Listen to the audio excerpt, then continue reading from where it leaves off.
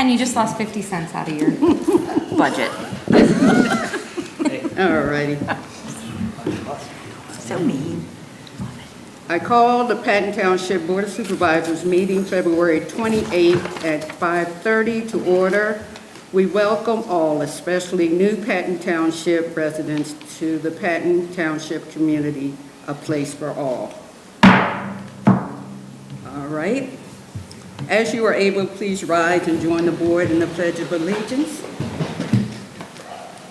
I pledge allegiance to the flag of the United States of America and to the republic for which it stands, one nation, under God, indivisible, with liberty and justice for all.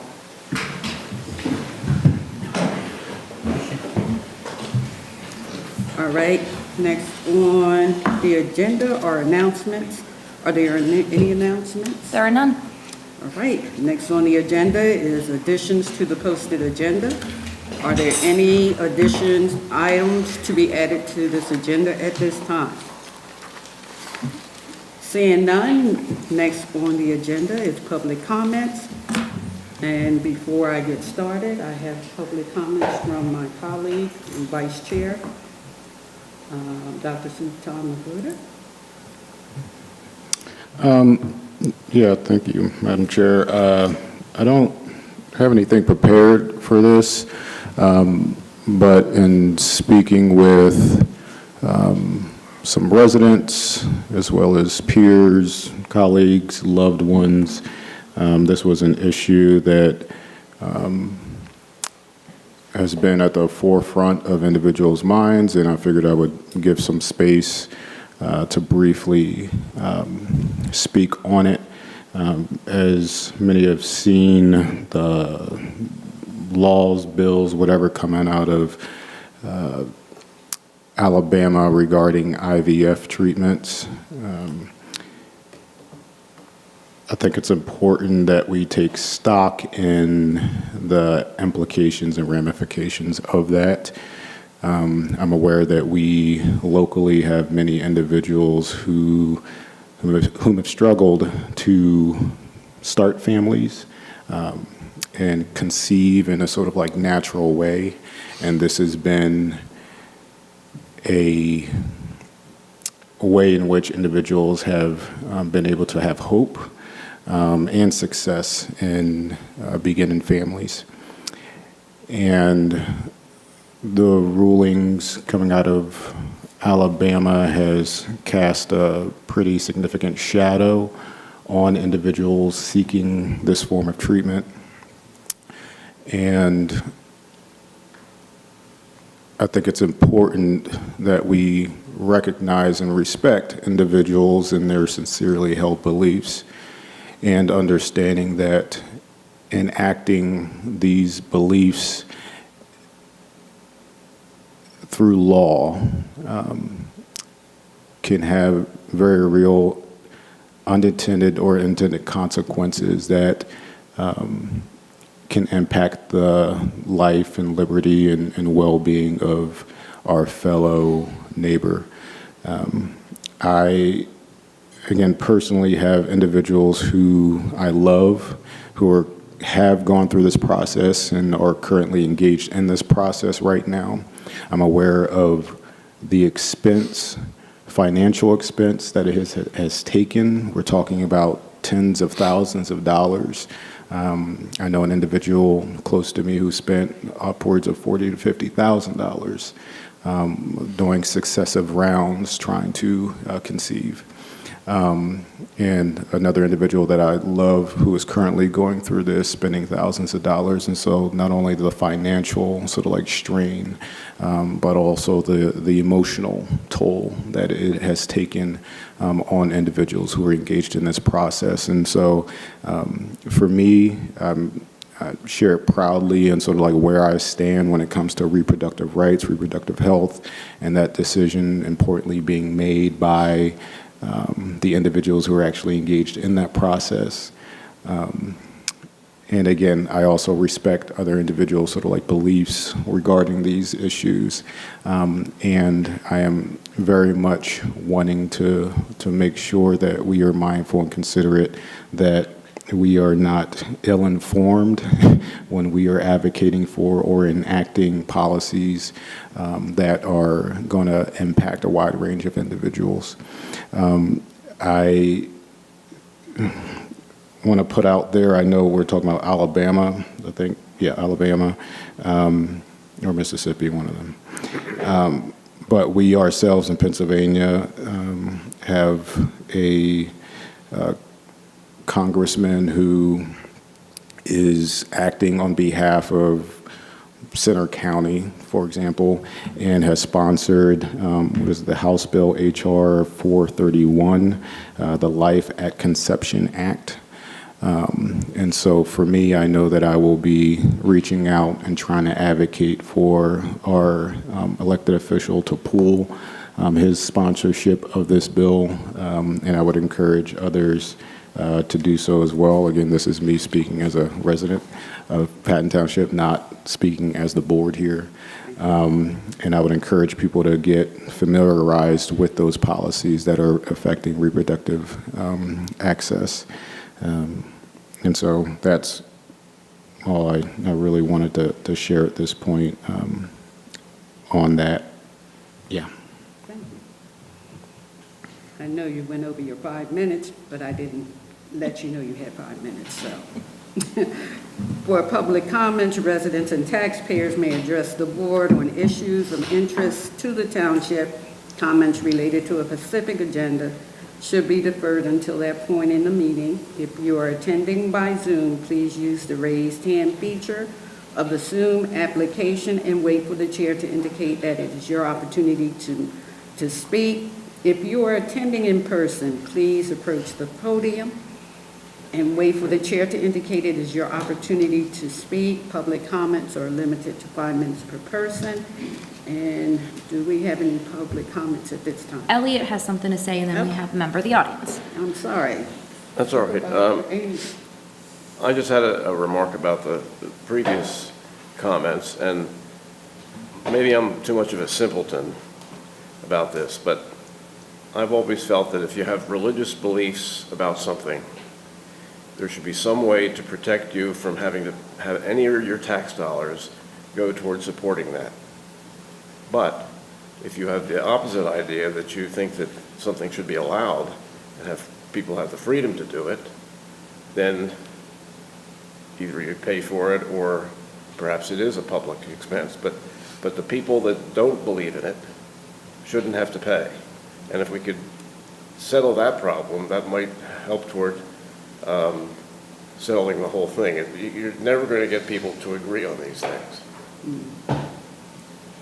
Thank you. You finished? Elliot? We're done? Okay. Thank you. Any other comment? We have a gentleman at the podium. Oh, sir. Hi, good evening. Good evening. I'd like to, well, first, my name is Ted. I'm a resident of Park Forest Village here in Patton.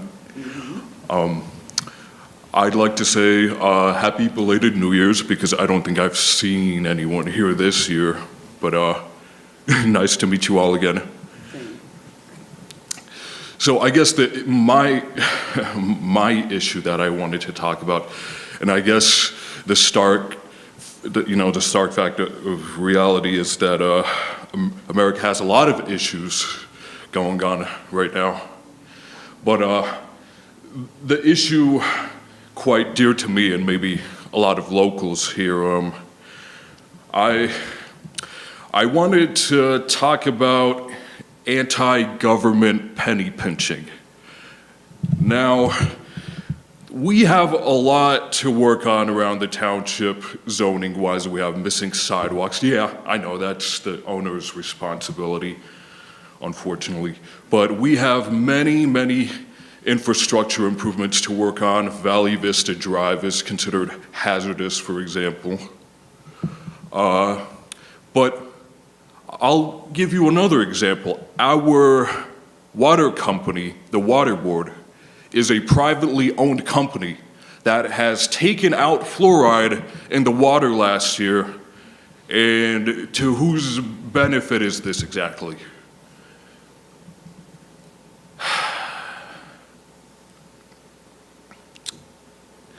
Yeah, I suppose we do have a lot to work on, but I want council to continue to strive for stronger government, more unified government.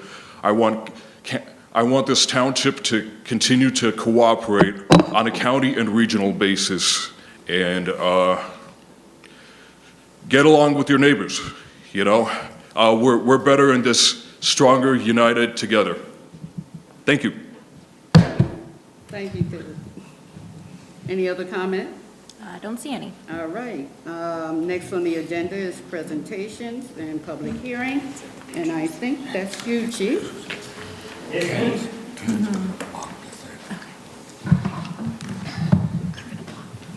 First of all, good evening to everyone. I always look forward to this particular board meeting. We started doing this about 3-4 years ago. We decided we needed to do a better job internally as a department, recognizing our officers. You guys know it because I say it every month. Our officers do a fantastic job. They make me look good. They're the ones that are out there doing the hard work. So I always like to recognize them. And again, they do a superb, extremely great job every day, provide probably the best level of public service, in my opinion, in the center region to our residents in Patton Township. But today we were going to recognize 5 individuals. One individual had surgery recently and has not been cleared by his doctor to be able to make it here tonight. We'll still discuss his incident as well. But tonight we're going to start off if Officer Tuskovich and Officer Suhu could please just come up and stand next to me.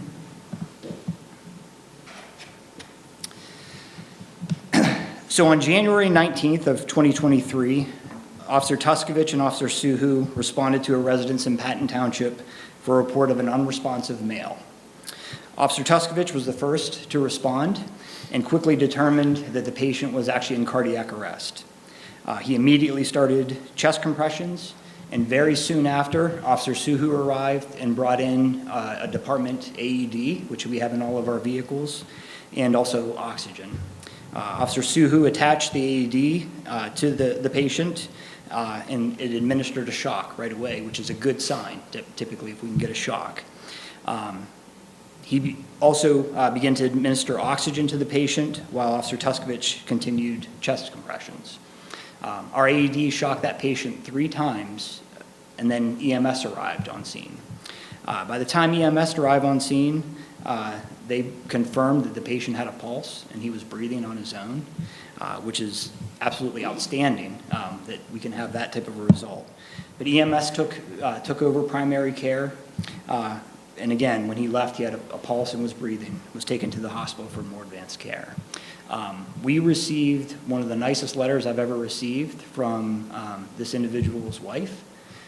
She sent a picture of the patient with his daughter at an event. It was her birthday about 3 weeks later, and she just admitted that he would not have been in that picture had it not been for Officer Tuskovich and Officer Suhu.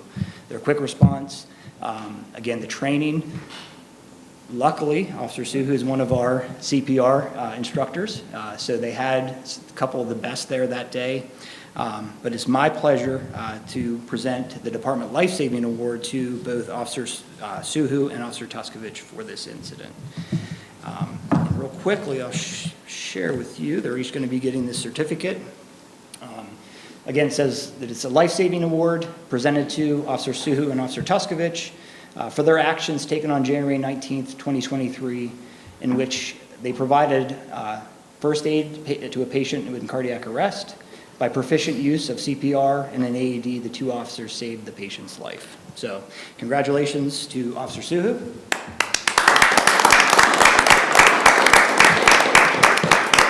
And also to Officer Tuskovich.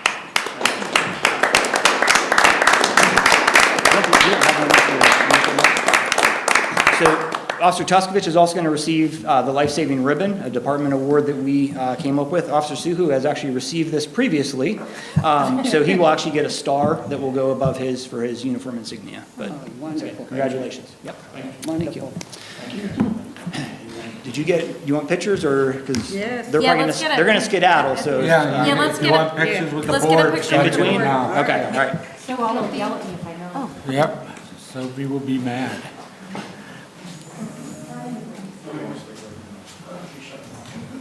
Good job, Ken. Ken's clutch this way. You're good, Ken. Do you want us to hold these up? Yes. Okay. All right, Elliot. I'm usually the master. Chief, are you gonna get in there? Yeah, sure. Okay, ready? 1, 2, 3. Go. Okay, thank you. Absolutely, absolutely.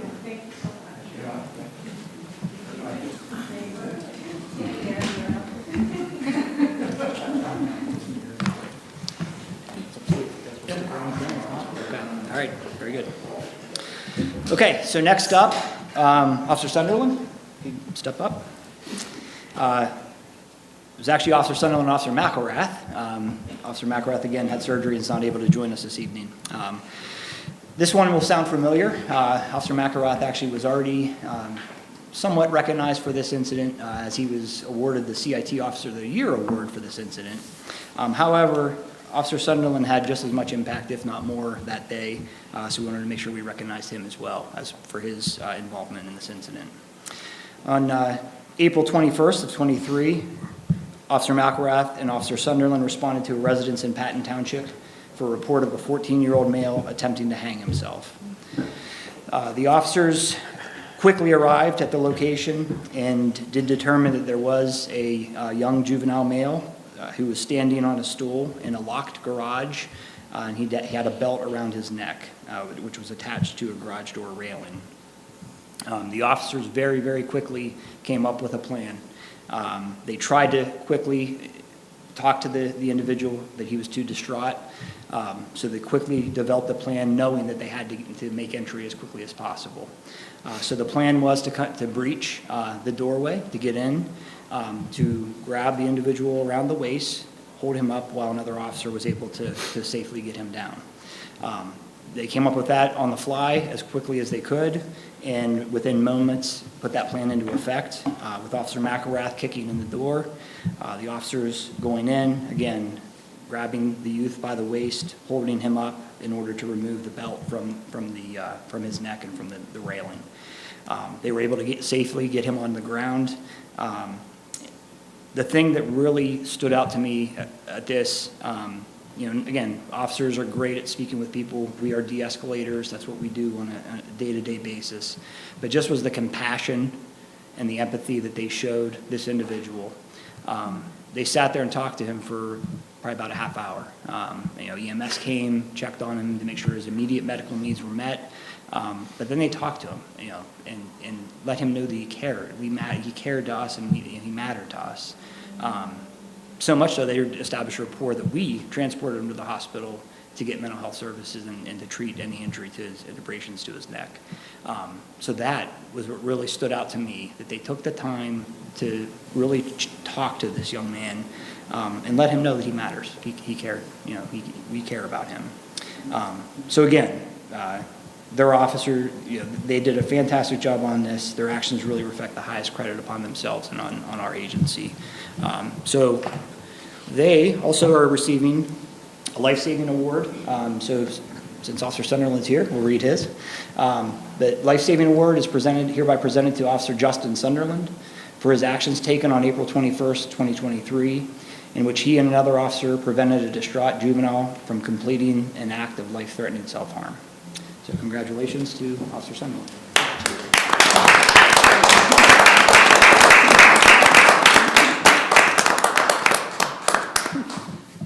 Picture. Photo op? Yeah. All right, here we go.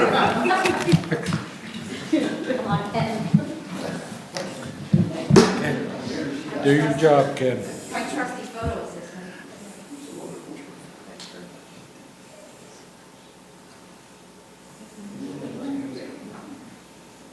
All right.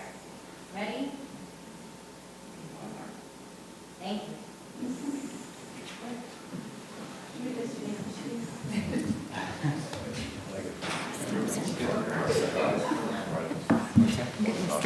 Yes, you are.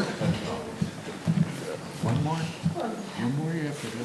5150, let's go. Okay, and then last but certainly not least, Officer Elijah Bardzell. So around July of 2023, Officer Bardzell was conducting some investigations, and through some of his investigations, he revealed the fact that there was individuals who were attempting to solicit minors for prostitution in the State College area. He actually came to me and we had a discussion. I reached out to some of my contacts at our local FBI office and really kind of got Elijah in contact with the FBI field office here. And then he pretty much ran with it. He did the lion's share of the work organizing the FBI. We decided, you know what, we'd like to put together basically a sting operation where we see if we can get anybody to come here with that intention and arrest them. We decided the federal agencies have a lot more resources than we do, so let's tap into that, including state and then also our local partners as well. But Elijah did all of the legwork. He did all the logistical work. Every agency had different needs. He made sure that all those were accounted for and set up all the things that were needed. So in November of 2023, we did a 3-day detail with the FBI, state police, and again, all of our local partners. 4 individuals over a 3-day span came to Patton Township with the intention of having sex with a minor for money. All 4 of those individuals were taken into custody. All 4 of those individuals eventually were indicted on charges through the FBI and through the federal court system. Currently, they're in the courts in the federal process, and all 4 of them are facing very lengthy federal sentences in a federal facility. But it was really truly due to the diligent work that Officer Bardzell and his subsequent work with the other agencies that these dangerous individuals who came into our community were arrested and taken off the street and hopefully will never harm a child. So Officer Bardzell tonight will be receiving a police commendation presented to Officer Elijah Bardzell for his role in coordinating a multi-agency task force in November 2023, which investigated, arrested, and successfully prosecuted several individuals for charges related to human trafficking. Very proud of him. Congratulations.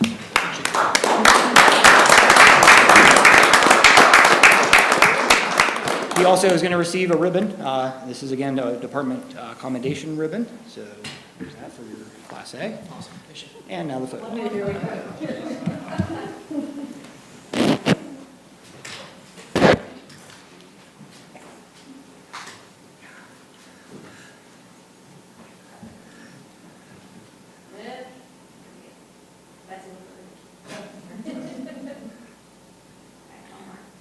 Thank you.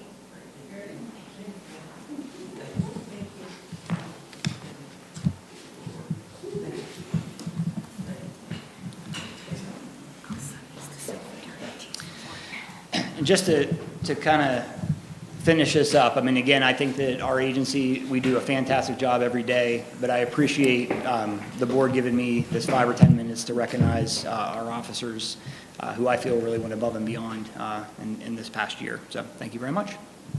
Chief, it's always an honor for this board to acknowledge every month and every meeting. We have outstanding reports about our officers. We are so proud of you guys, and to the women as well. But you make us look good to our community, and our community is safer because of you all. And thank you is a small word, but our appreciation goes further than that.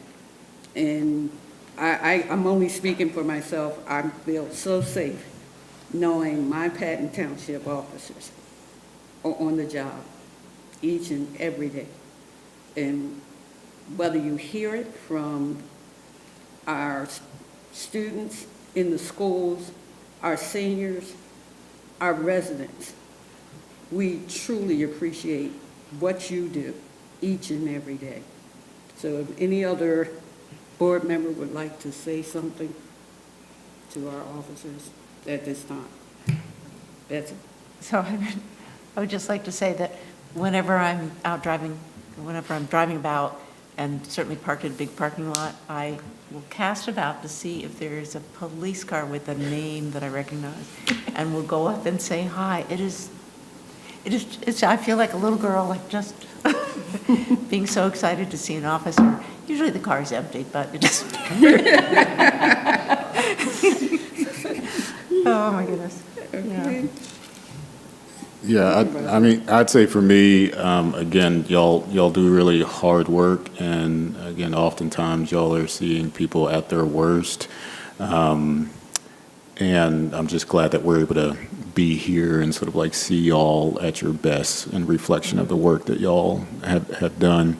And I would say that, you know, and just being a psychologist in the mental health field, and so like the active rescue, like this stuff strikes home to me as someone who hears about and is working with students who are struggling with these things and may have, you know, engaged in some of these behaviors, to know that our officers are out there who are like responsive to this stuff in a sensitive manner, and are actively rescuing individuals. Like that gives me greater comfort when I'm sending them outside of my office. And then speaking to the Officer Vardzell, the work that you did with this trafficking, and, you know, as a person who, not going to give details, but as a person who had experienced some harm when I was a child myself, it's wonderful to see that people are committed to like life and preserving like the safety of like children, and take these things seriously, and working hard behind the scenes and in front to make sure that harm is not enacted, especially on, you know, minors in our particular area. So I think a lot of them get lost in the cracks, and so the work that you did really hits home, and is special to me. So really appreciate all y'all's work. Thank you. Elliot? Chief Elliot? Oh, sorry. TV shows don't really show this side of your jobs too much. I mean, like, my wife and I watch the 3 FBIs every Tuesday night, and de-escalation does not seem to be the top priority, and maybe it shouldn't be, but the Equalizer, though, does have times when they show that kind of thing, and I think that that's important to show. And you don't have to be on TV, though, to be a star in Patton Township. Thank you. Chief, you're up next. Take care.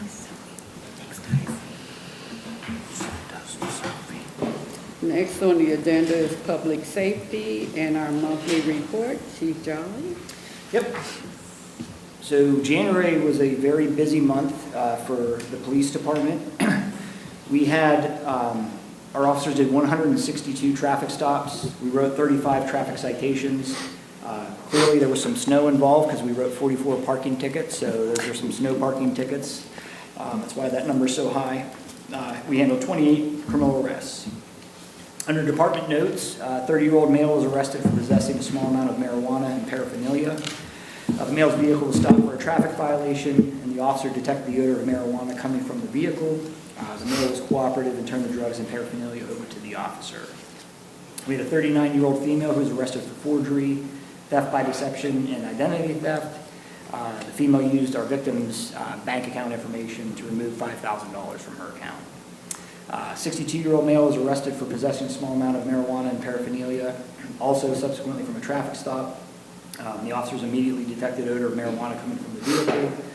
Again, was cooperative with the officers. It provided consent for them to search the vehicle and found drugs and paraphernalia. 16 arrests were made for retail theft, 4 for minors law, and 1 for driving under the influence.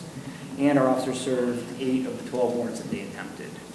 They also conducted 27 vacation home checks in the month of January. We did have to use force during 2 incidents. The one, an officer was investigating a harassment complaint. The officer determined that he needed to arrest the female suspect by handcuffing her behind her back. She began to resist and physically started kicking the officer. She did kick his body-worn camera off of his body. Another officer arrived, though, and they were able to successfully handcuff the female. She was transported to the hospital as it appeared she was suffering from a mental health crisis. Luckily, no injuries were reported. The officer was okay from her attempted kicks. The second incident, a couple officers actually responded to a report of a male who allegedly had cut himself and was bleeding out. Officers made contact with the male who was intoxicated and appeared to be experiencing a mental health issue. Officers tried to de-escalate the male and gain cooperation from him, but they were unsuccessful. Additional officers arrived, additional resources arrived, and they were able to safely handcuff the male. He then, though, resisted walking to the ambulance with them, so they actually had to carry the male out to a waiting stretcher. He also was transported to the hospital where he was committed for a mental health evaluation. And on that one, again, no injuries were reported by the male or by the officers. Under training and department activities, we had tactical response team training. Just of note, Detective Eric Hawes retired after 33 years of dedicated service to our agency and to our community. I have communicated, his last day was January 11th. I've communicated with him a little bit. He says retirement's great, so looking forward to that.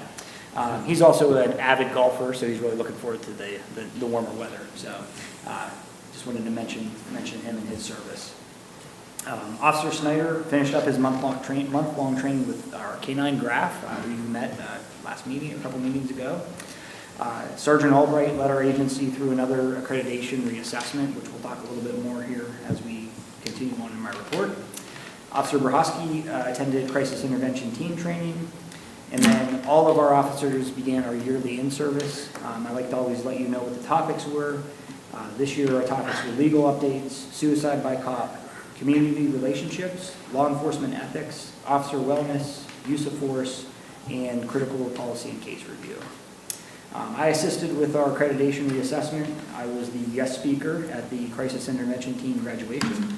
I administered a promotional examination that you approved last month for our last meeting for the sergeant's exam. I attended a Center Region CPR meeting. I attended the Center Region Emergency Services Group meeting, a Radio Advisory Board meeting, Center County Chiefs meeting, and the CCU meeting. So a lot of meetings. A couple thank yous. We'll actually talk a little bit more about this one here in just a moment. This is from an individual who reached out after our officers did CPR on her father, which we'll talk about that here in just one moment, but a very nice letter received from her. Officer Vardzell just was in here, received recognition at a dinner at Mount Nittany Health, a certificate of heroism, again for CPR save that he had from a couple years ago. With COVID, they're just getting caught up on recognizing the officers. Dr. Bodai from the hospital, though, mentioned since 2020, January of 2020, we've had 27 saves in Center County. 25 of those had some type of law enforcement involvement in them. So our officers are getting there quickly and getting CPR started and the AED attached quickly, which is great. Another letter. Am I missing some of these? Oh, there we go. Okay. Yep. Very good. So just a resident who we assisted rehoming some dogs. There was an issue, and it really wasn't necessarily a police issue, but we try to do as much as we can anytime somebody calls in with a problem. Thanks to Amy. She used some of her resources to try to help us out as well, but we ended up helping this resident out with that issue. This is what we were talking about earlier. We received a letter for Officer Tuskwich, Officer Sunderland, and Sergeant Albright had responded to residents in Patton Township for a report of a male who had become unresponsive after he was out shoveling snow. It was a cardiac arrest. He was not breathing and had no pulse. They did CPR. Again, they attached the AED and were able to shock that individual. Again, he was breathing and had a pulse, was transported to the scene and went to the ICU. So the officers did a fantastic job on that. We have another performance report for Officer Snyder, Officer Vardzell, Officer McCaslin, and Officer Brahowski. Again, it was an incident where there was an unresponsive male. However, this time the officers quickly diagnosed the issue not to necessarily be a cardiac arrest, but an opioid overdose. So they administered 2 doses of naloxone to the patient, and he did come back into consciousness and was responsive by the time EMS arrived. So it worked really, really well in that situation, but the officers did a fantastic job on that as well. Just recognized Officer Vardzell for his work on the trafficking case, but we received a very nice letter from the Assistant Special Agent in charge of the Philadelphia Division of the FBI, and they just really couldn't say enough about Officer Vardzell, his efforts. I mean, you know, he was putting in long days and long hours for us to have a very successful outcome for our operation. We have a photo of myself and Officer Brahowski. That's at his CIT graduation, which was held over at Ferguson Township. And then I included, which I've never done this before, but I thought, why not? Because you guys should be able to read these if you're interested. The report that we received for our assessment. So for accreditation, we've been accredited since 2012. Every 3 years, we have to go through a reaccreditation process. So the Pennsylvania Accreditation Commission sends out an assessment team. Before they even come here, about a month before, they start reviewing our policies to make sure they're in compliance with all the standards they have. We have about 150 standards that we have to attain to continue keep our accreditation. So they go through all those standards and check to make sure we have 2 proofs of compliance to show that we are doing things the way that we are saying we're doing and the way we're required to do by their standards. And then they send the team here for an on-site visit. They're here for 2 days typically. They'll go through and do a visit and check out our facilities to make sure everything's in compliance for things like our property, that we're holding it properly, things like that. They also go on ride-alongs with a few officers, and I'm also interviewed. So I'm not going to go through the whole report. I thought it was important to have it in there so you can read through it and kind of see the things that they evaluated us on and kind of some of the things. But the most important thing is on the 9th page. It's the summary, and I'll read that just so it kind of brings everything together. It says the Patton Township Police Department sets an example that should be emulated by other law enforcement agencies. Their organizational philosophies and practices show their continuing commitment to provide superior quality law enforcement services to their community. They demonstrated that the department is well-disciplined, well-trained, well-organized, and well-directed. This was repeatedly confirmed by our observations and interactions with department personnel. And then on the last page, the recommendation is for us to maintain our accredited status, and they're putting us in for reaccreditation. So a very positive assessment. They had an exit interview. I appreciated Amy's time. She came and sat in on it, and they had glowing things to say about the files. And I really have to give kudos to Sergeant Albright. He is our accreditation manager. It is a lot of work for our accreditation. He does a fantastic job. It's why when we have a reassessment, it goes so smoothly, because we have somebody good managing our program. So shout out to him. He does a great job with the accreditation. The last thing I have is our record list of calls for service. In January, we had 495 calls. That's up from the 418 that we handled in December. 80 of those were school checks, 73 EMS assists, and 63 were traffic related. So that concludes my report. Okay, are there any questions for the chief? Chief, I only have one question on the incident with the body cam. Yes. That was kicked off. Mm-hmm. Our body cam. Yes. Is okay. There was no damage to the camera. In fact, it landed facing the incident still, so we didn't even lose any of the footage from the incident. So the equipment was fine, yes. Great. Thank you. Mm-hmm. Any other supervisors? All right, next on the agenda is the proposed changes to the peddling and soliciting ordinance. So- I think, Amy, that's you? Yep, I'll take that, and then Tyler can assist as needed. We currently have a soliciting ordinance in the township, and you're allowed to solicit as long as you obtain a license from us.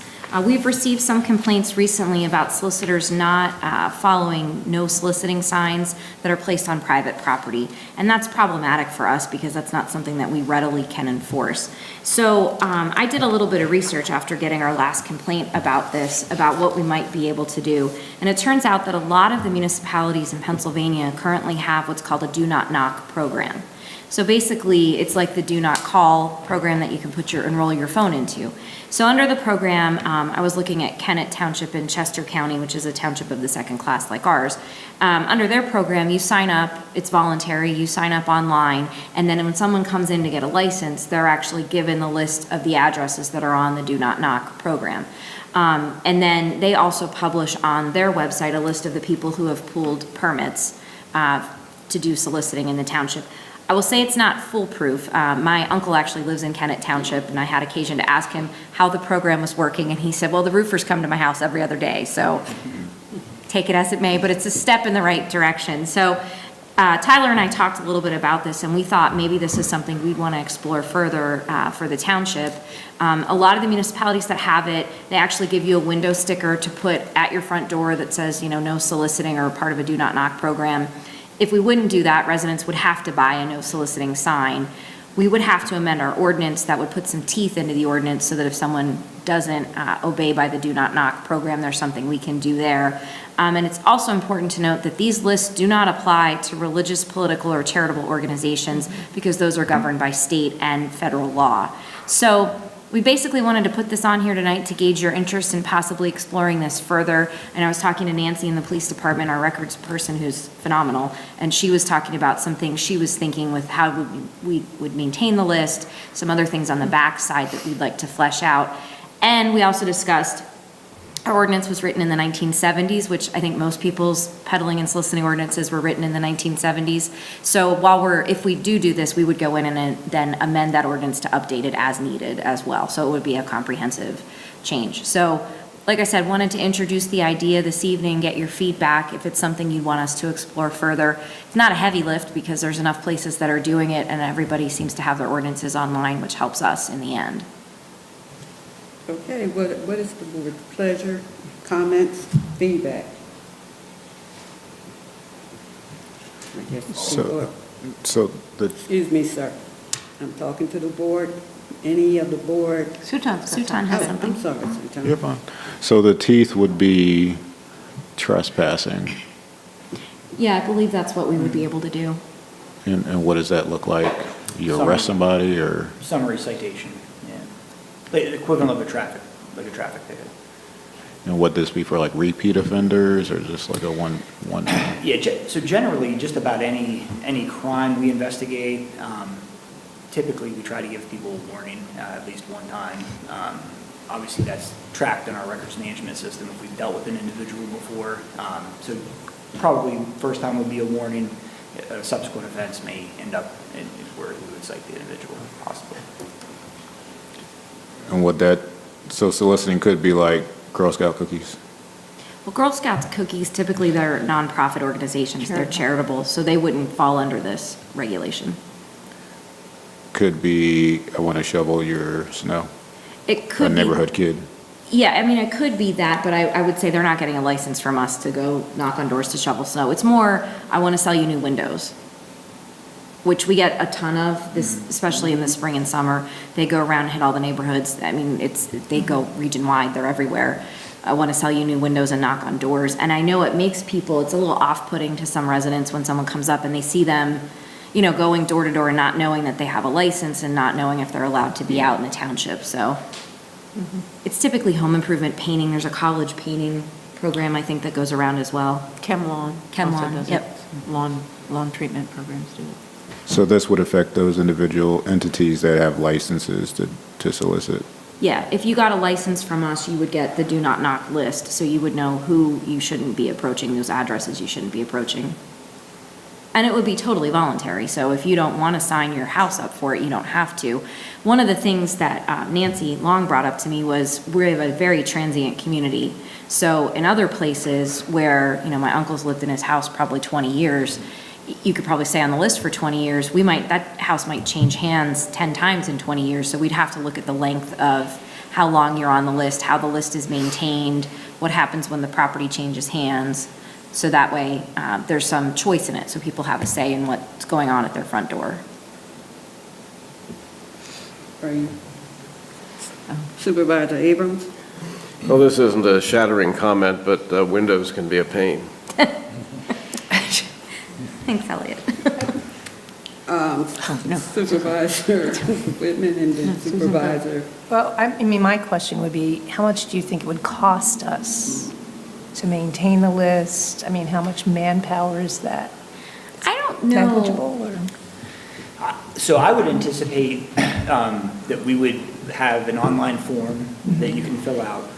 So really, that's not much cost and not much maintenance there. So that we would receive that information. There would be, a few minutes to put that person's information maybe on a spreadsheet or whatever we decide to keep that information up to date. So I don't think it would be overwhelming or very costly for us for the manpower part of it. Like Amy had said, a lot of municipalities do provide stickers. Then maybe that could get expensive if we decide we're going to buy 250 or 100, however many people decide to sign up. That part maybe would be probably more costly. Just so everybody is aware too, we currently have probably about 10 to 15 right now active permits. So we receive people and for actually to apply for a permit, you can do that online as well. So they submit the information. I actually do a background check on them, and once approved, then they pay a $20 fee for a 1-year permit for the township. Supervisor Whitman? My concern centers on the freedom of speech of the political nature. As many of you know, I do a lot of door knocking for individual campaigns, also for candidates, as well as for example, for the state high referendum, which was a bipartisan campaign. And I was going to ask our manager too, first of all, the nature of some of those complaints. I was out door knocking recently to get signatures for candidates to get on the ballot, which is what everybody has to do, believe it or not, get on the ballot. And there was one door that said no solicitors. But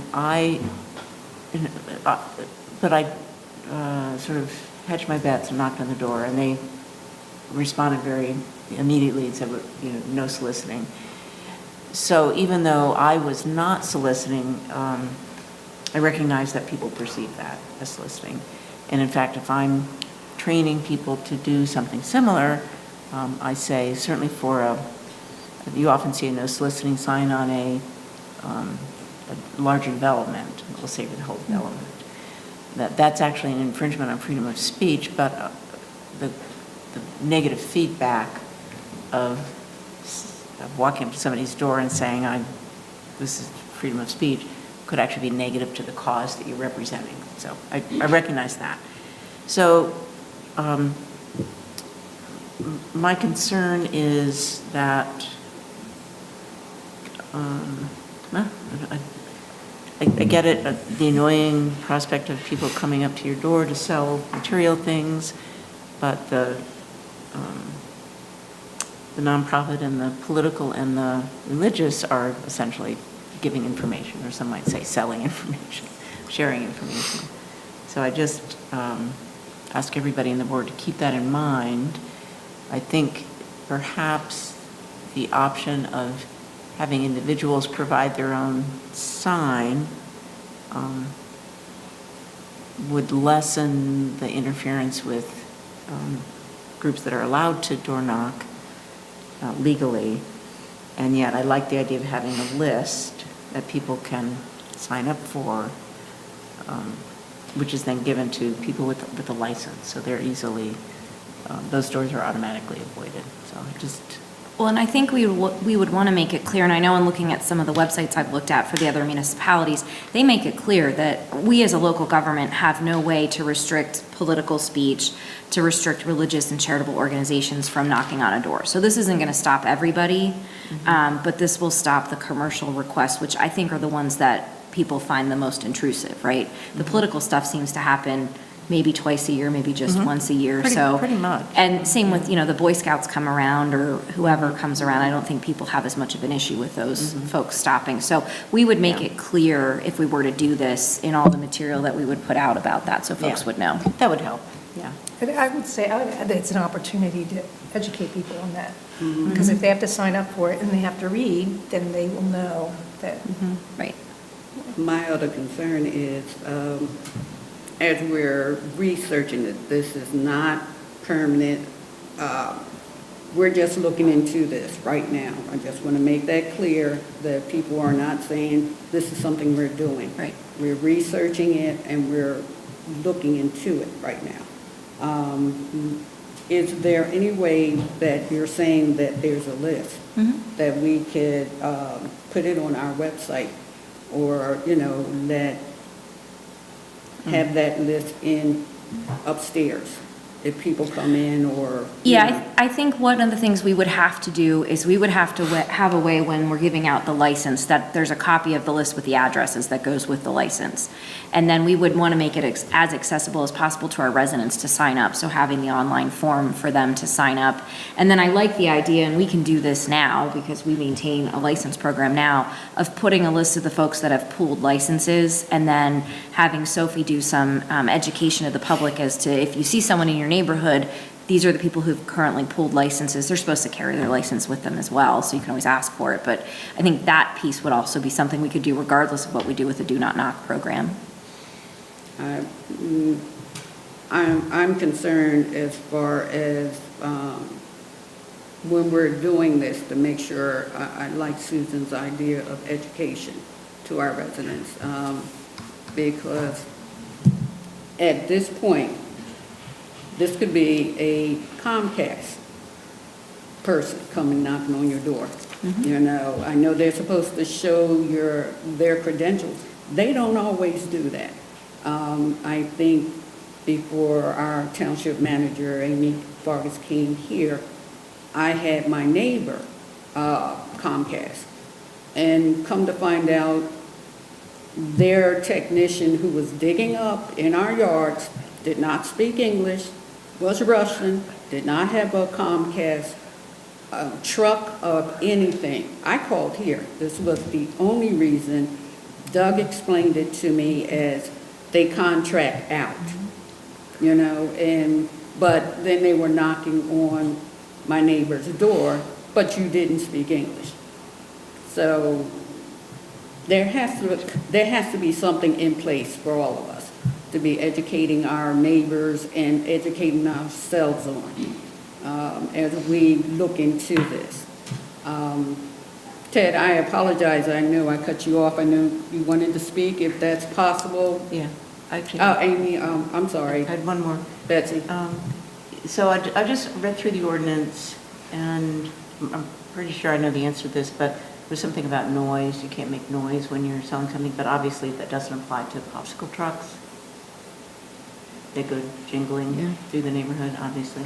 And then, it's probably pretty obvious, but it is okay to have, I know there's said something about not setting up anything on the sidewalk to sell, but that you obviously can have a veggie stand in your front yard selling. Okay, great. Just double checking that. Thank you. You have a couple of minutes. Did you have a question for? Yeah, I just wanted to make a comment on this issue. Would I need to reintroduce myself? No, that's fine. Okay. So as a practical matter, I don't know. I'm not really sure I like the idea of criminalizing human interactions, and people knocking on doors. I won't shed a tear if you ban door-to-door salesmen, whatever. But on the other hand, do we really want to set this path? You'll have nosy neighbors calling cops. It'll just be a headache. Like, I would just rather tell them to buzz off, instead of having some law compel them not to knock on my door anymore, But it's just my comments. Thank you. Thank you. All right. Elliot has something to Elliot, say. I'm sorry. I'm hiding back here. The thing that annoys me the most with this is when people put out advertising things near your mailbox or on your door, and it makes it obvious that you're not home. And like when people are on vacation, it looks like you're not home because you're not home. But if they put it in the mail or in some manner that you couldn't tell that would be okay. But last summer, I remember this one company was putting something in mailboxes they weren't supposed to almost every day for a week or two. And that's pretty annoying. But then again, they're not knocking on the door either. Well, for one, to put anything in or on a mailbox is illegal. And so you should just report that. Nobody can do that. No, not even religious, political, or nonprofit. They cannot sell legal. Okay. And the second thing is, if you're leaving something at your door, you could always contact the police and ask them to do a drive-by check. But I get it. It can be annoying. Some people leave things at your door. So just a comment. I was getting ready to say the same thing. I mean, it's an education if you're going out of town to notify us.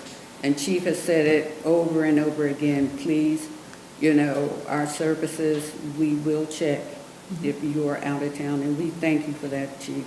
You can request that online as well. I know. Thank you. All right. Amy, is that it? Do you? So I guess my question is, would you like us to put some more information together for you to talk Yes. about next month? Yes. And we'll also go through the ordinance that we have now and see if there's things that, I know there's things that need to be updated in there, so Okay. we'll bring you some ideas. Okay. Perfect. Thank you. Bring it back. All right. Next on the agenda is Public Works, and we have no items. Next is Engineering, Planning, and Zoning.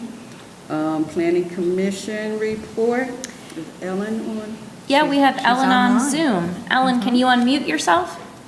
Yep, hi there. Hi, Ellen. We had a pretty short meeting this past month. We had a proposal I'm trying to get my notes in front of me, sorry about that. I was waiting there.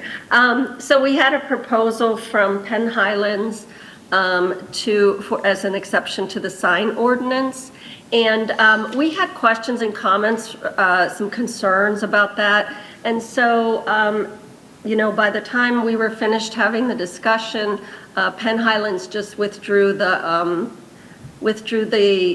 request. And so we were pretty much satisfied with that outcome. Did you guys have any questions about that, or? Does any board member have any questions? And for the record, I'm speaking to Ellen Foreman, one of the Planning Commission members, our commissioner. Elena, I see, any board member have any questions? I see no questions at this time. Okay, great. Thanks so much. Thank Have a good you. meeting. Thanks, Ellen. Bye-bye. Next on the agenda is the Atherton Street Green Light Go Engineering proposal. And who's taking that? I'll do that. All right. So the township received $684,138 in funding from PennDOT to complete a regional signal coordination project along Atherton Street that ran all the way from Valley Vista to Discovery Drive in Harris Township, went through College, State College, not Ferguson because they'd already coordinated, and then over to Harris. So we completed that project in the fall of 2023. We were notified late last summer by PennDOT that we actually have $441,000 left to spend in the grant, which is a good problem. And that the funds must be spent by June 30th, 2024.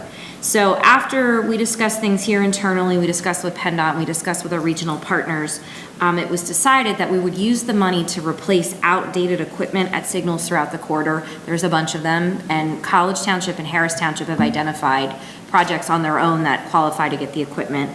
In Patton Township, I pulled a mulligan card and said, well, since we're the project manager, we're gonna get some more stuff out of it. So we're actually looking at some pedestrian safety upgrades to the Atherton Street, Hawbaker Industrial Drive intersection, and to the Atherton Street Colony Boulevard intersection. So the grant's gonna be used to study, the grant is also gonna be used to study the information that we gathered from the signal timing project. The signals are all being timed now, they can pull data. The thought process being we can make some adjustments to the timing. And also I was talking to Glenn this morning, we should have the ability here to be able to go in now and start changing the timing as needed. For example, I think the complaint we always hear is if there's a Penn State late night football game on a Saturday, Atherton Street's running on a Saturday signal time, which doesn't really jive with the amount of traffic, we'd have the ability to change that if needed.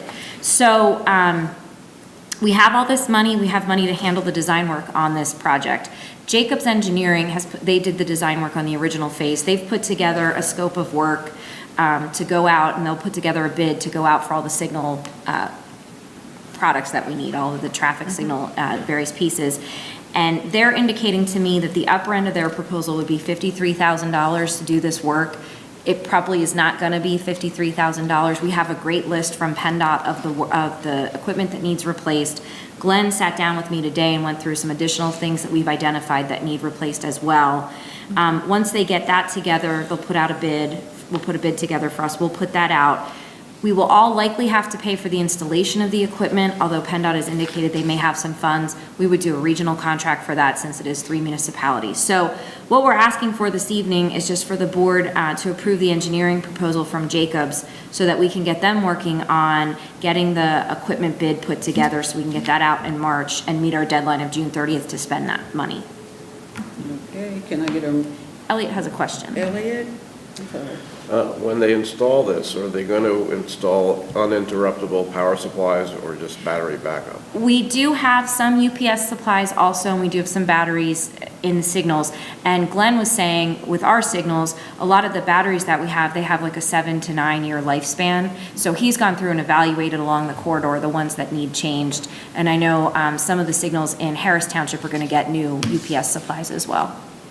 Main thing is you don't want to have to manually restart the lights after every thunderstorm. Yep. Any other supervisor have, Supervisor Whitman? This is just for Atherton Street? Yes. Couldn't be for other traffic signals, other places? No, we actually have a grant, a Green Light Go grant for the Colony Boulevard, and now that the traffic signal has gone in at the Penn Highlands Micro Hospital, we actually will be upgrading pedestrian and some of the signals along that corridor. We have until 2025 to spend that fund, that money. Okay, and the money is just for the traffic signals, not for pedestrian crosswalks? So at the Atherton and Hawbaker Industrial Drive, where we did have the pedestrian accident last year, we're gonna put in ped heads with the countdowns there, and then we're also gonna make sure there's landing spots, and then also make sure that it's striped appropriately across the street. What's a ped head? Ped head is the button that you push that helps you get across the street. Yeah. What we have now is very outdated there, so. So I just wanted, for the record, and for anybody who lives along Douglas Drive or in that vicinity, to say that I've actually mentioned this before about the traffic signal there being short, but I will relay that information that I've gotten, just door knocking. Yep. What is the one, traffic and safety, and I think years ago when Dan Trevino was running, often Jess Buckland, we also got that same comment, so it's interesting. I'm delighted that we've got the money to do that, and I'm sure if you had the interest or if we had the bandwidth or money to reach out for people who use that, just to get their feedback, I'm sure it would bolster what we're probably planning to do, but Sure. might even do that on the website somehow. Sure. Any comments on that traffic? It just shows that we're listening, and Yeah, and we had it's really the, important. we had that pedestrian accident there over the summer, and it is a pretty heavily used intersection for pedestrians, so It is, yeah. we did get a street light put in there to make it a little bit brighter and safer, but this will hopefully make it a lot safer there. But any possibility that we could put in islands? That's Atherton's a state road, so That's right, okay. probably not. Okay, so you know the answer to that. Thank you so much, okay. Okay. Anybody on this side? Yeah, quickly, you had said spending the money, does that mean the money needs to be out, or is it just allocated? We have contracts and it does, like, the work doesn't need to be done by June? The work doesn't have to be done, but we have to pay for the equipment. So we're gonna get the bid out for the equipment and get that all here and get that paid for. And our friends in College and Harris know they have to pay their fair share of the bill before we get reimbursed. And then we'll put out a regional contract to do the installation. PennDOT has said, the gentleman from District 2 has just been incredible to work with, and he said, we believe we should have some funds to be able to give you towards the installation. So if we have to cover it somewhat on that side, that would be the only amount of money that we'd be putting into this project out of our own pocket. Got it. Thank you.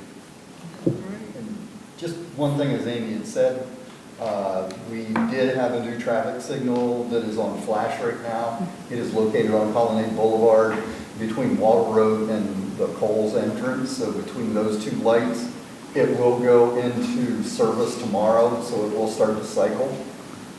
Just to let everybody know to expect that, so that you're not driving down the road and all of a sudden you realize there's another traffic signal in your way, so. I am curious to see how that's going to play out. I drove by the other day and I was like, oh, heck. Ken, I know, can you repeat it and give everyone your title so they know who we are talking to? Thank you. Yeah, sure. I'm Ken Soder, Public Works Director for Patton Township. Just wanted to let the public realize that we do have another traffic signal that was installed on Colonnade Boulevard. It's in a flash mode right now, but tomorrow it will go into service and it will start to cycle. So, you know, just to let folks know to expect that whenever they're driving on Colonnade tomorrow. And we have discussed the need to do some public education around that. We have a couple other new signals that'll be coming as well that we're discussing today at our staff meeting, that we need to make sure we're doing some education for folks as well. Okay, so I asked before, can I get a motion to approve the proposal? So moved. Can I get a second? Second. Discussion. All in favor, say aye. So I think we do have someone from the public wants to speak. If I may. Yeah. So I suppose we can only spend that money on our roads, but I suppose extra lights aren't really going to make that intersection much safer. Like, I suppose we might need it, I don't know, but I'm just saying it's not the main design issue with that intersection with regards to pedestrian safety. I'm referring to the one on Douglas Drive in Atherton, by the way. But if I could make some suggestions, we could potentially use this money to elevate crosswalks, you know, bump them out of the road, make them higher. Around intersections, we may consider reducing the curb radius so people take a longer time to turn onto the intersection and whatnot. These are just things that would be much helpful in terms of pedestrian and cyclist safety, you know? So, So the money that we have now can only be spent on traffic signals. Yes. It's a Green Light Go program through the state. So I appreciate your comments, and I would also say Atherton Street is a state road, so there's Yes. not much we can do on Atherton. I understand. But I appreciate your comments, thank you. Thank you. This is how we learn, you know, trust me, we take in consideration and we hear you, and they're great suggestions. But our hands are tied on certain things we can do and certain things we cannot, but we do hear you, and excellent ideas, and we can pass them on, all right? You got Supervisor. this whole meeting to yourself. Supervisor Abrams. I have no idea whether we can do this, but in Altoona, they have on 17th Street, when you are coming down the hill, there is one light that has a thing that says traffic light ahead, and if it's red before you get there, it actually says that. Warning. And if it's not red, well, it doesn't say anything. And so it draws your attention to that light because people are coming down the hill and sometimes they're not going that slowly. And I've never seen an accident there, but I don't live there, so I don't see if there are accidents. And we don't know the cost, you know, No. that's one of the. But I think it's helpful. Oh, true. Thank you, Supervisor. We're on discussion right now. Yeah, and you're All ready? in favor, say aye. Aye. Aye. Any opposed? Any abstentions? The motion passes. Thank you. Okay. Next on the agenda is the Community Diversity Conference sponsorship. No, actually, you skipped the codification. What was that? Proposed ordinance 2024. Yep, sorry. Moving fast. Administration, proposed ordinance 2024-635, adopting the codification. So as you know, we've been working with general code since 2022 to update our code of ordinances and recodify our code of ordinances. So the township staff, the board, and the planning commission work together to review our ordinances and update language as needed. Project's now complete, codification is ready to move forward. So what we're asking tonight is just that you would set the public hearing and possible adoption for the March 13th meeting. So moved. Second, Second. discussion. All in favor, say aye to move Aye. before it. Aye. Aye. Any opposed? Any abstentions? All right. We can make the announcement for public hearing. Yes. All right. So next on the agenda is the Community Diversity Conference sponsorship. So the Community Diversity Conference will be held June 25th at the Penn Stater. We've been a sponsor of this event in the past, donating $1,000 in 2022 and $500 in years before that. I've included sponsorship information with the agenda packet. If you'd like to be a sponsor again, I just need to know at what level so we can send that in. I'd like to make a proposal that we continue our sponsorship at the $1,000 level, mirroring what we did in 2022. The conference, by the way, is held every other year, so this would have been the last time the conference was held. Second. Discussion? Yep. I'd like to encourage this group to make sure, I'm aware that when people plan different events, they're planning for a lot of different contingencies, and, you know, a big thing recently has been like accessibility and making sure that individuals with disabilities, if there's any accommodations that are needed, to make sure that they're proactive in doing that. And so I would definitely encourage that.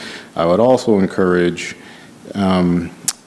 groups in whatever facilities you're using to host conferences, to inquire about policies and procedures when it comes to reporting any instances of discrimination or any harm or anything like that.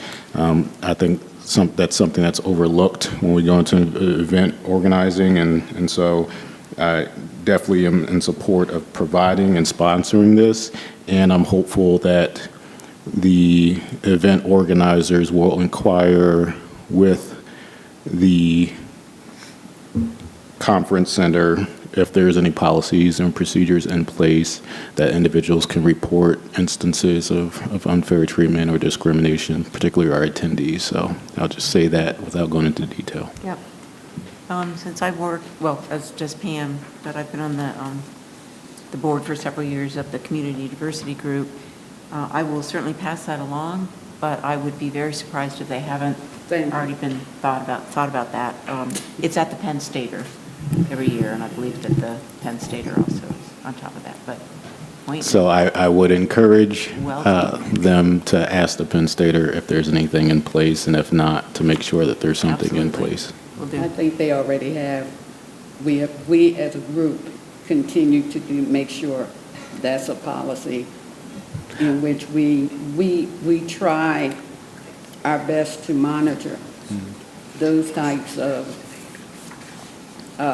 incidents that come up, because the name Community Diversity Group, they are one of the organizations that stand behind the fight. And one of the only groups in this area I can positively say are the front runners and the voice for the voiceless and individuals, and making sure action is taken to make sure everyone is treated.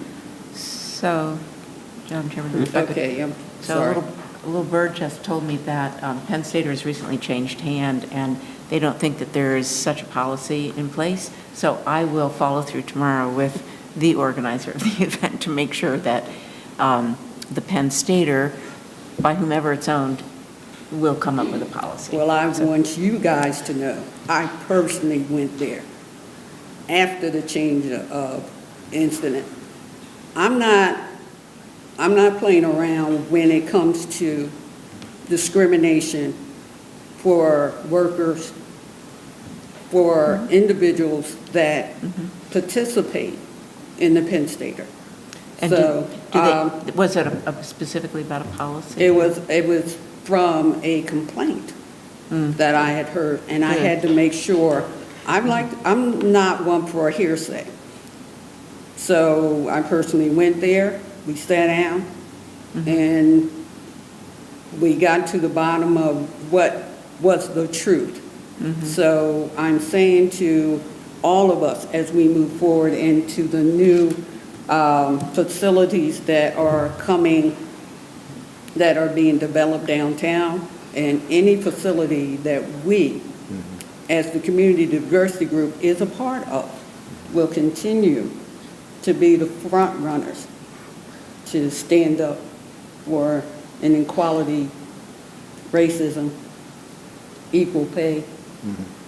So I hear you, Mr. Chair, I hear you, but I don't think any of us would be in an organization that didn't follow through with that. Go. Okay, and I hear you on that. This is not an indictment on the community diversity No. group. All I'm saying is it's just going to be helpful that it's clearly outlined to participants that should something happen as the community diversity group, as the Penn Stater, here's the next step to making sure that those concerns are heard so that they can be addressed. And so, again, nothing with the community diversity group. I understand they'll be attentive to all this stuff and have an inclusive sort of like space. I just want to make sure that the organization that are hosting these spaces, that they have policies and procedures outlined clearly for participants should something arise. So, and if there's things in place, I would love to hear from that and share it out to other event organizers and spaces. And I agree with you on that, to let us know as elected officials, because if we don't hear about complaints, we can't look into it and investigate it and help along the way, sitting down and getting an answer, but making sure it is the truth. Rumors start and they escalate everywhere until you get to the bottom of the truth.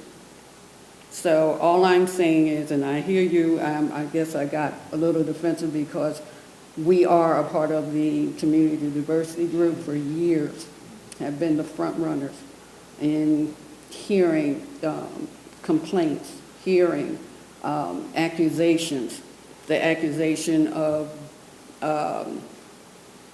the robbery down at the bus station, that false information that went out that it was a young man of color who robbed the bus station, only to find out it was not true. And I do believe my vice chair was downtown at that incident, and, people are looking at him because he's a person of color. He was a young man. So for getting to the truth and rumors, it starts with us standing up for what's right. So I hear you and I applaud your suggestion, and as we move forward to making sure as new venues are coming into play, that they follow up with that. Yeah, and I think also Supervisor. what Supervisor Magruder was talking about was making sure that the attendees at the event know what the procedure is. So I'll make sure that that's included in the program. Gotcha. And we can always use help. So, okay, I'm out of discussion. All in favor, say aye. Aye. Aye. Any opposed? Any abstention? The motion passes. Excuse me for 1 second, I'm getting like Get a little Sean. dry. A little dry. Okay. Next on the agenda, Sultan, you want to take this? I'll step in. Item C, strategies for justice symposium sponsorship. So the Strategies for Justice will hold a symposium on April 3rd and 4th. The symposium is entitled Evaluating Community Policing Through the Lens of Systemically Impacted Citizens. Supervisor Whitman would like the board to consider a sponsorship for the event. I did provide a link to the sponsorship information. Great, thank you. I also spoke to the head organizer of the event, our own Terry Watson. What the money would go toward, it is a virtual conference, but there still are expenses involved in that, mainly for speaker expenses. And his goal, his organization's goal, is for this conference to be completely free, so open to everyone to attend. Therefore, our sponsorship level at the sponsorship level, as opposed to, I think it's called individual versus corporate. So we sponsor the corporate level, which again is at 1,000. This would go a long way toward ensuring that this event will be open to everyone. He has thus far gotten pledges from different organizations, and I might note that the only other municipal organization in this area is the borough, so I feel quite proud that Patton Township is maybe taking a bit of a lead on this. But his assurances so far indicate that they will meet that goal of making it available to everyone, but our support would further ensure that. So I would propose that we allocate $1,000 at the sponsorship, at the corporate level for this event. And might I ask, Chief, had you attended one of those conferences? I have, yes. Yeah, and I've attended many events by the Strategies for Justice, and they're really second to none in terms of they're reaching out in a very open and inclusionary way. So that's my motion. I'm sticking to it. Okay. Second, Or questions? request, motion on the table. So moved. Discussion? All in favor, say aye. Aye. Aye. Any opposed? Any abstentions? The motion passes. Thank you, Supervisor Whitman. Thank you, everybody. Okay. Next on the agenda is the consent agenda. I'm back. Just a second. Do we ever get a second on that? We did. You were the second. You were the second. Though you didn't realize it. Special. Thank you.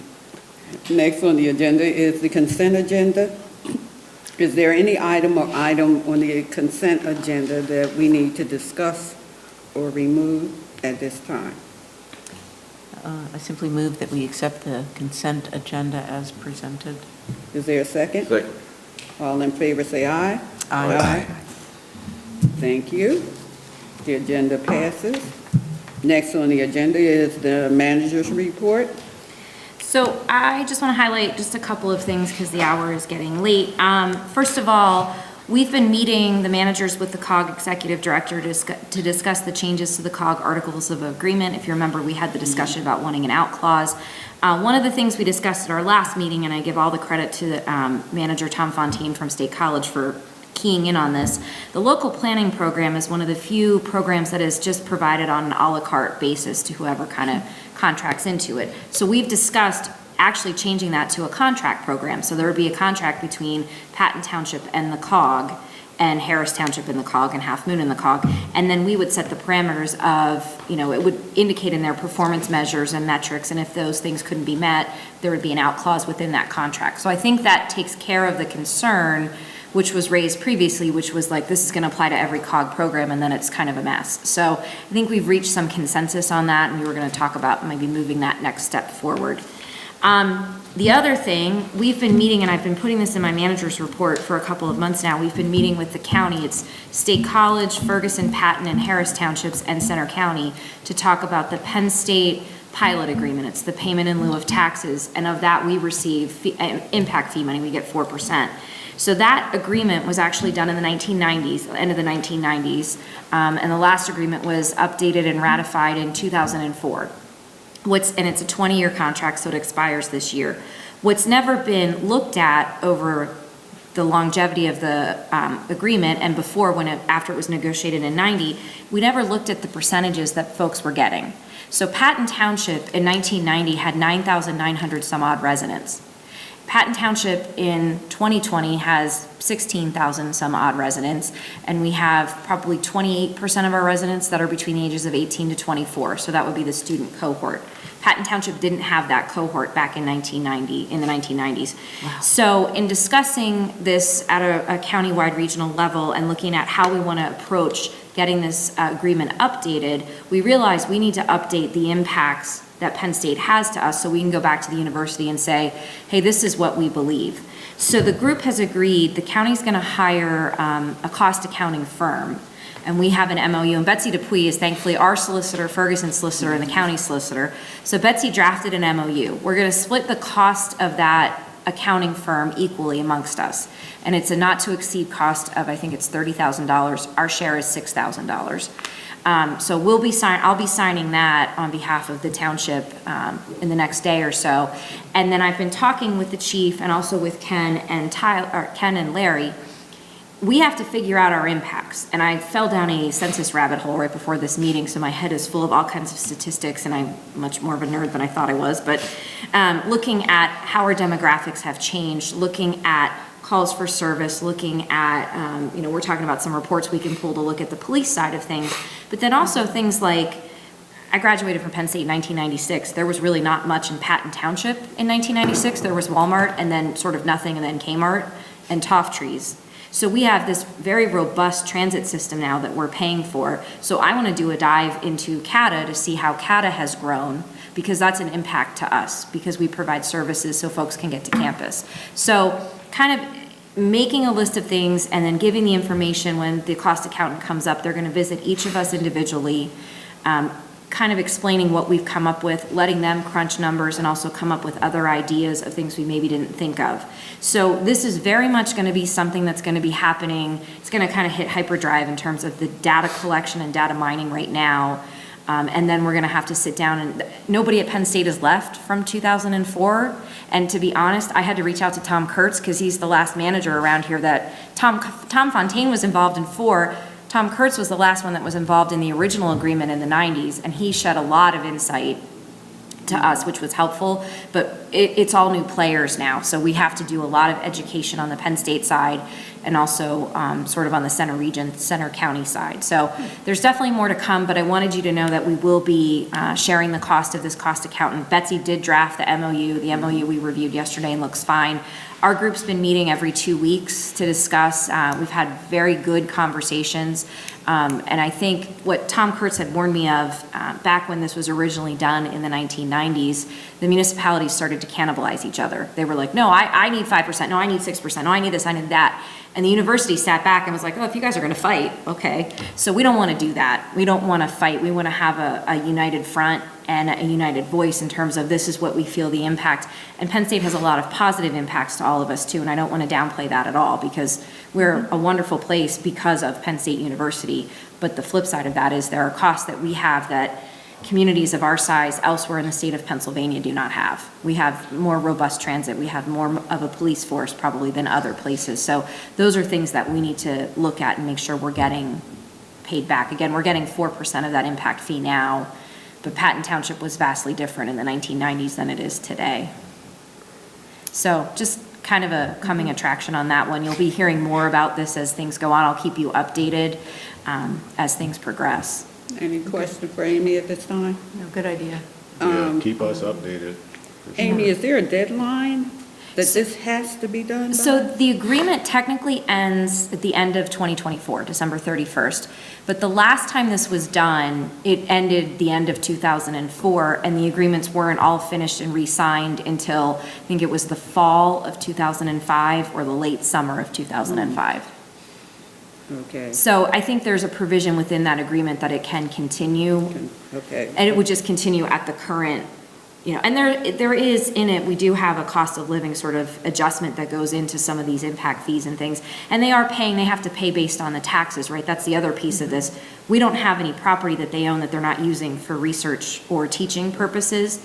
The borough is probably the one that has the bigger impact because the hub and some of the other buildings have commercial entities in them. So the county maintains a list of those properties, and that's sort of the biggest piece of this as well. Well, just by chance, I know you're saying there's a provision. If we don't hit a certain deadline, is there a penalty against us anymore? No, there is no penalty. Okay, great. All right, thank you. And just one last thing, and I know we've been talking a lot about, we've been replacing police cars and trucks and things. One of the things we talked about internally is that we don't really have a fleet management policy. And I would kind of like to draft a fleet management policy that looks at not only how often we replace our equipment and our vehicles, but also I know we have some environmental goals as well, and as we have some emerging alternative fuels, and looking at kind of a metric of, okay, this is when we're gonna go with an alternative fuel vehicle, this is when it doesn't make sense to go with one, but this is the decision process we go through. I thought that was something that would be good for us to have. Also, if we have residents that have questions about it, we could present that to them. Yep. So if you're amenable, I can start doing some research on that and working on that. Okay. I don't have a problem. Any board member? Supervisor Abrams? On the previous item, is there some mechanism for seeing if you can determine or ferret out if there are any conflicts between the entities, like the cannibalization, so that they can be worked on before the last minute? Yeah, that's one of the things we've discussed. And again, we've been having, I can't speak highly enough of my colleagues because we've been having really good open conversations. And I think we're all committed to not getting to that place, that they were maybe the first time they did this, and to understanding, but also I'm wearing my Patton Township hat and I'm a homer, and I know what the data is going to suggest, right? And I'm going to fight to get that for us out of the data as well. All right. I think it's good that it might be put off a little bit, signing a new contract, given, I think, Penn State's goal to increase enrollment by approximately 500 students or something like that next year. Yep. Up to 1,000 at some point, if my numbers are correct, so, yeah. Okay. Okay, I will answer any other questions that you have on anything else in my report or any other questions you have. No, we're good. Okay. All right, next is other business. Oh, I'm sorry, committee reports. Any board member have an addition to their committee report that they would like to say at this time? The only one for me, for public safety, we just met yesterday. And I think the majority of our information was at the general forum when Sean Kaufman, fire director, gave his presentation. But I'll have a report at our next board meeting. Supervisor Abel? At the MPO meeting last night, there was a report about the State College connector. And when they first started this, I expressed concern that our township and our adjacent ones to the west weren't even being considered in this, even though we might have issues or concerns. And that hasn't really changed any. And I don't think it's going to, but I think we still need to keep our eye on what's happening because and how it may affect us. Amy, I hate to throw you under the bus right now, but on my public safety report, can we just get an update on the Penn Stater? Not Penn Stater, oh my God. Top Trees. Oh, Top Trees Resorts, yeah, so they have withdrawn the plan that they had in with us to redo the resort. I think you all read, they've kind of delayed that process. So they withdrew the plan from us just because they would have to continue to get time extensions. We expect we'll see that back again later this construction season, the plan. So it's still moving forward, it's just the timeline's been pushed back some. I know, since we had mentioned it, I just wanted to make sure we keep the public updated. Super. And for clarification, that was not our issue.